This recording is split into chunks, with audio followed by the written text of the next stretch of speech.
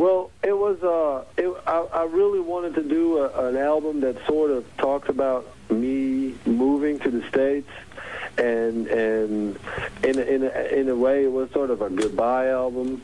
And I kind of did that, but just inviting some people from very, very different areas to do their thing on it, and that's exactly what we did. And it was a very personal album. It was the first album that I worked on with Kay, and it's one of those albums that it was well received, but it didn't do as well as we hoped, and it's one of those records that probably is like a slow burner, and that will get picked up later on, and people look back at it and think like, yo, that was actually pretty nice.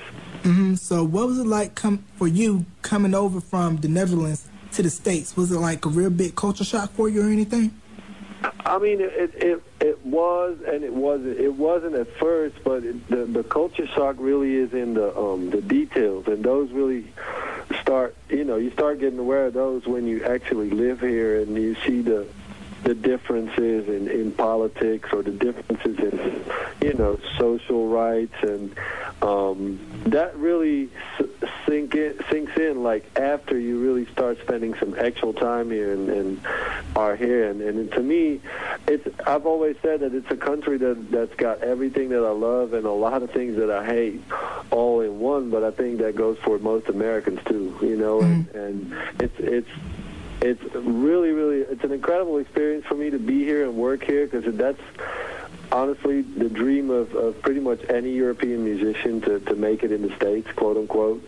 And so it's an awesome experience. It's an awesome opportunity for me. Right, and also, by you being a native European, it seems like, well, back in the day, probably not now, but pop was big over in Europe, because when New Kids had the backlash in the States, NSYNC and Backstreet Boys had to go over there first before they came back to America. Yeah. Even Britney, they all went to Sweden, because the hit guys, the people that were making the hits, they were in Scandinavia. So no, you're totally right. Like, there's been a lot of and I have a lot of that influence. I kind of take a little bit of that with me. Same as for like dance music. Dance music is something that's really, really kind of a big deal in European music always, and so that's something that really, I guess I bring to the table as like an extra influence, as opposed to someone, that has their roots here and learned about music and different types of genres here. Right, and the two producers that brought you those teen pop hits of the late 90s, early 2000s, Dennis Pop, Max Martin. There you go. Dennis Pop and Max Martin. And now, there you go. Now, why is it that you think it's a lot harder for acts outside of America to break through in the States? Because, we had various acts to try to break in America, but couldn't, with the exceptions of a few like Soul to Soul. Yeah, I mean, it's hard, man, because really what it is, there's a lot of, America is such a big country. There's so many artists that it's really hard to kind of catch the eye of, because what needs to happen is for you to make it, you have to have somebody behind you, like your label or whoever is behind you need to be behind you 100%. And it has to be a really, really pretty big act for a label over here to say, like, well, we're going to invest a lot in a group that's from England, and we do that, while having to bypass like a group from the States.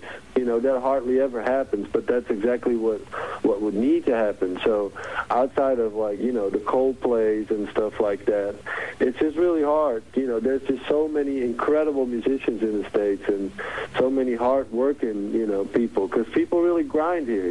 They have to. So it's an extra motivation really to work three times harder, just to try to keep that leg up. And also, too, over in Europe, around 92, 93, New Jack Swing was starting to die down in the States, but over in Europe, it was guys were starting to re-experience what, Americans had experienced a couple of years earlier, and was looking to Teddy Riley tracks and was like, let me take what Teddy did over in the States and let's apply it over to Europe, but also tinker it and add our own flavor to it. Yeah, you're right. I mean, and that definitely went on into, like, 96, 70 and stuff like that, definitely.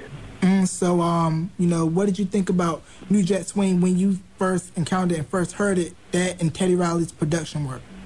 Well, I've always been a big Teddy Riley fan ever since his first Blackstreet album, and really, I had a lot of affinity with, for me, like, R&B, as I call it, from the early 90s on, has always been about, like, really, really great music. And it's not until recently that it's really been, like, watered down so much. But, when I listen to R&B, and I want to say, like, the stuff that I really, really like, it was maybe like the first Brandy record, or